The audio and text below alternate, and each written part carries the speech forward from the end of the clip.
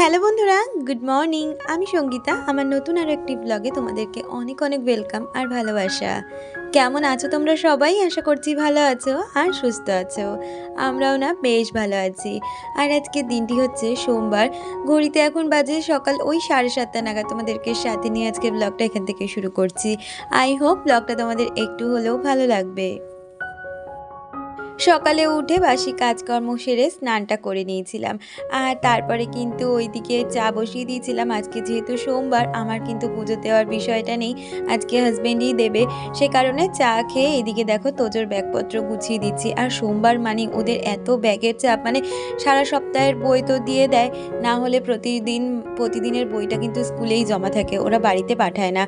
আর ওইদিকে গোছগাছ করতে গিয়ে আর এদিকে জামা কাপড়গুলো মেলা হয়নি, তাই তোজোকে রেডি করিয়ে স্কুলে পাঠিয়ে তারপর এখন একের পর এক সংসারের কাজগুলো সেরে নিচ্ছি। এদিকে চলে এসেছি জামা কাপড়গুলো মেলে দিতে। একটা চাদর কেচেছিলাম, আর প্রতিদিনে যে জামা কাপড়গুলো থাকে সেগুলোই কেচে দিয়েছিলাম। আসলে জামা কাপড় কাচাতেও সময় লাগে, মেলতেও কিন্তু বেশ খানিকটা সময় লাগে, সেই কারণে মেলার কাজটা আজকে আমি একটু দেরি করে করছি। কারণ ওই যে বললাম 7:30 বেজে গেছিলো, তোজোকে তো 8:15-র মধ্যে স্কুলে পাঠাতে হবে, সেই জন্য আগে ওকে পাঠিয়ে দিয়ে তারপর এই কাজটায় হাত দিলাম।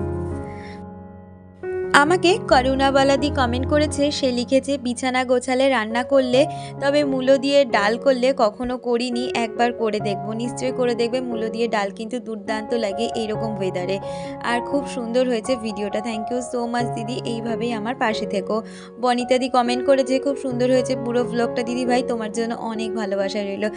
থ্যাংক ইউ সো মাচ বনিতাদি। আর আমার পরিবারের সকল বন্ধুদের তোমাদের থেকে যে এই নিঃস্বার্থ ভালোবাসাটা পাই, এইটাই কিন্তু আমার কাছে অনেকটা বড় পাওয়া। কি বলো তো, আজকালকার দিনে দাঁড়িয়ে দেখতে গেলে কোনো কিছুই যেন স্বার্থ ছাড়া হয় না। সেই জায়গায় তোমরা আমার ভিডিও দেখছো আর এত সুন্দর সুন্দর কমেন্ট করছো, যেখান থেকে আমি তো নিজের কাজ করার একটা এনার্জি পাই, সাথে কিন্তু তোমাদের এই কমেন্টগুলো পড়লে আমার অনেকটাই ব্লেসিং মনে হয়, মানে ভগবানের দূত হিসাবে তোমরা আসো আমার কাছে এত সুন্দর সুন্দর বার্তা পৌঁছে দিতে। তো যাই হোক, দেখো ওইদিকে কথা বলতে বলতে আমি কিন্তু জামা কাপড়গুলো মেলে দিয়ে এবার সোজা চলে এসেছি ঘরটা গুছিয়ে নিতে। এই বিছানাটা তুলে নেবো, আর তারপরে ওই ঘরটা গুছিয়ে নিলে কিন্তু এই যে বলি না, সকালবেলা উঠে আমার এই দুটো ঘর গোছানো থাকলে মনে হয় সংসারের এই দিকের কাজগুলো অনেকটাই গোছগাছ হয়ে থাকে। আর তারপরে রান্না বান্নায় হাত দিলে যদি দেরিও হয়ে যায় অসুবিধে হয় না, কারণ এই কাজগুলো তো হয়ে থাকে। আর ঘর বাড়ি দেখবে পরিষ্কার পরিচ্ছন্ন থাকলে হঠাৎ করে কোনো মানুষ যদি চলেও আসে, তাহলে আর নিজের খারাপও লাগে না। আর বেশ ঘরবাড়ি গোছানো থাকলে মনের দিক থেকেও অনেকটা শান্তি পাওয়া যায়। আমাকে সুস্মিতা কুণ্ডুদি কমেন্ট করেছিলে, দিদি লিখেছিলে কোল বালিশের দড়ি পরাওনি কেন? আমার দুটো কোল বালিশেই দড়ি পরানো ছিল। কি করে জানো তো, তোজো শুধু ওই শুয়ে শুয়ে ওইগুলোকে খুলতে খুলতে পুরো খুলে দেবে, আর সেগুলোকে হারিয়েও ফেলবে। অনেক দড়ি এই করে করে আমি লাগিয়েছি, এমনকি মাঝে মধ্যে সেফটি পিনও লাগিয়ে দিই, কিন্তু সেফটি পিনে যে খোঁজা খায় সেই জন্য আর সেফটি পিনটা ভয়তে লাগাই না। দড়ি অনেকবার করে লাগাই, আবারও করে খুঁজে আমাকে দড়ি লাগাতে হবে, এই হয়েছে ব্যাপার। আমাকে সুমি কমেন্ট করেছিলে, সুমি লিখেছিলে খুব সুন্দর লাগলো দিদিভাই, থ্যাংক ইউ সুমি, এইভাবে আমার পাশে থেকো। আর এই যে তোমাদের বলি না, কয়েকদিন ধরে জামা কাপড়গুলো একদমই ভাঁজ করা হয় না বিকালবেলা করে, সেই জন্য সকালবেলা করে এই জামা কাপড় ভাঁজ করার কাজটা করে নিই। আর খুব একটা বেশি জামা কাপড় থাকে না যদিও, কিন্তু ওই যে আলিস্যতা না এমন একটা কারণ হয়ে দাঁড়ায় সংসারের কাজে, যেটা কিনা সংসারকে অনেকটাই অগোছালো করে তোলে। তবে চেষ্টা করি নিজের সংসারকে নিজের পরিশ্রম দিয়ে ভালো করে গুছিয়ে রাখতে, কিন্তু কিছু কিছু কাজের ক্ষেত্রে দেখবে মাঝে মধ্যে আলিস্যতা কিন্তু প্রাধান্যটা বেশিই দিয়ে দেয়।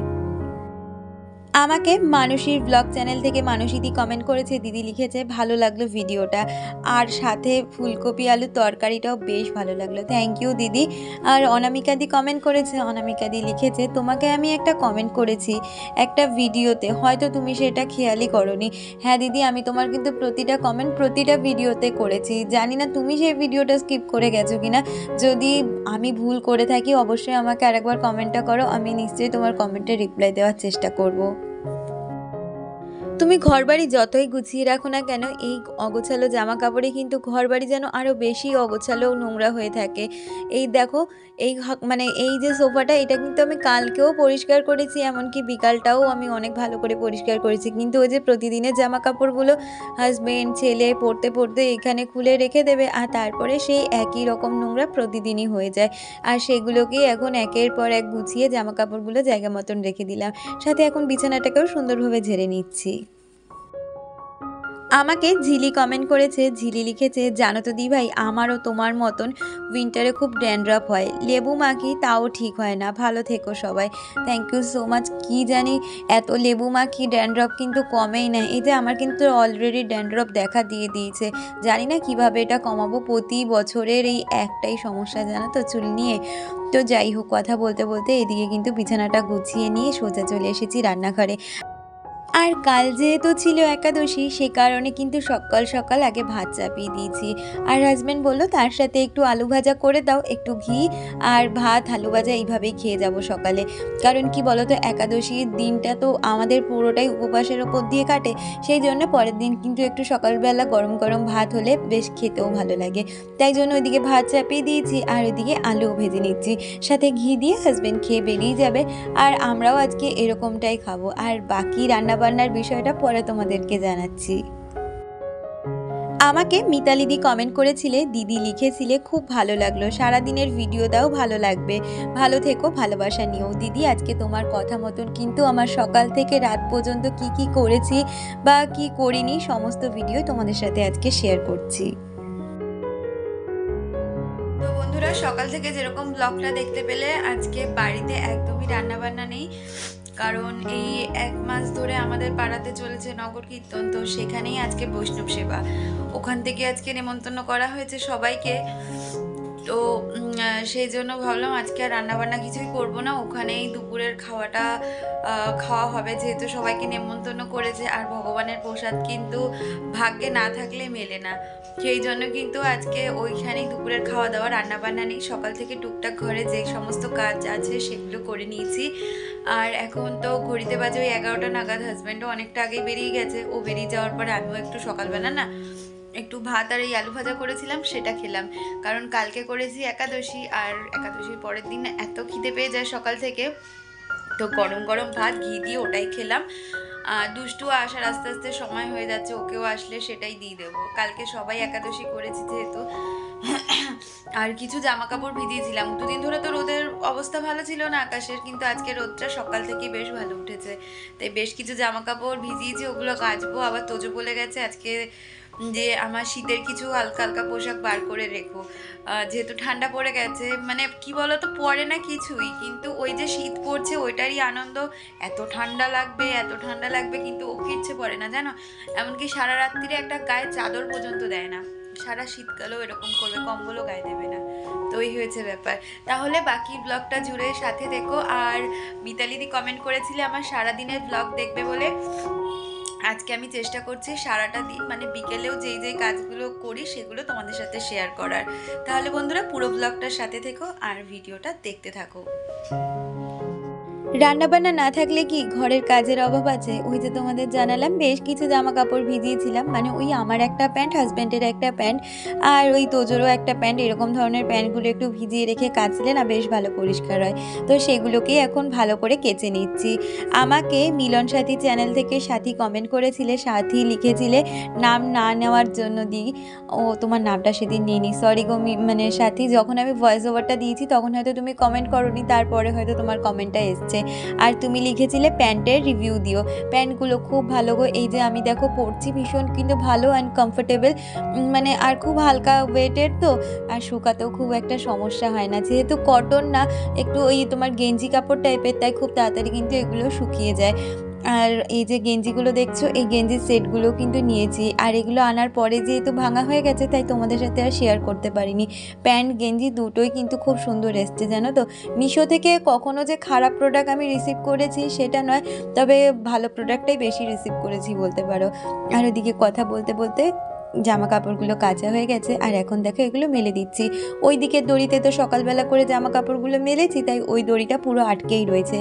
আর সেই জন্য কিন্তু এই দিকের রোদটা যেহেতু অনেকটা সময় ধরে পড়ে, আর সবার আগে কিন্তু রোদটা এই দিকেই আসে, তাই এই দিকেই বাকি যে জামা কাপড়গুলো কেচেছিলাম সেগুলো মেলে দিচ্ছি। কালকের দিনটা আজকের দিনটা বলতে পারো অনেকটাই ছুটির ওপরে কাটিয়ে দিয়েছি। কালকে রান্নাবান্না ছিল না, একাদশী ছিল, আজকে নেমন্তন্ন সেইটাই। আর তারপরে মাঝে চলে এসেছিলাম দেখো তোজোকে নিতে। আর তোজো ছুটির সময় প্রতিদিনই প্রায় বায়না করে প্লেগ্রাউন্ডে যাব বলে, কিন্তু প্রতিদিন যেহেতু কাজের চাপ থাকে তাই আর সময় দিতে পারি না। আজকে তো কাজের চাপটা কম, তাই জন্য বললাম ঠিক আছে তুমি একটু তোমার রাইডসগুলো করে নাও। আর এই যে যেখানে বললাম না নিমন্ত্রণ, সেখানে দেখো আমার গোপালরাও তো গেছিলো, সকালেই তোমাদের দেখলাম আরও কত গোপাল ছিল, তাদের কিন্তু এরকম ভোগ দিয়েছে। ওই যে বলে না ভোগ দর্শনে দুর্ভোগ কাটে, তাই তোমাদের সাথে ভোগগুলো শেয়ার করলাম। আর এখনের সময়টা হচ্ছে বিকালবেলা, এসে গেছি এখন সন্ধে দিতে। এখনও আমার গোপালরা বাড়ি আসেনি জানো তো, ওখানে বললো সন্ধ্যারতি করার পরে তারপরে নিয়ে যেতে। তাই এখন আমি আমার প্রতিদিনের মতন ঘরের ঠাকুরকে সন্ধে দিয়ে নিচ্ছি। আসলে তোমাদের সাথে খুব বেশি আমি কিন্তু বিকালের ভিডিও বা রাত পর্যন্ত ভিডিও শেয়ার করি না, কারণ কি বলো তো, আমার কাজগুলো বলতে পারো একচেটিয়া সকালের দিক করেই থাকে। বিকালবেলা খুব একটা বেশি কাজ আমার জন্য থাকে না। ওই ধরো বিকালবেলা উঠে একটু ঘর দোর ঝাড় দেওয়া, সন্ধে দেওয়া, আর ওই হাজব্যান্ড এলে ওর জন্য কখনো কখনো আমি চা বানাই বা কখনো কখনো দুষ্টু চা বানাই। আজকে যেমন একটু কফি বানাবো। আর কোনো দিন রাত্রিবেলা রান্না থাকে, আবার কোনো দিন রাত্রিবেলা রান্না থাকে না।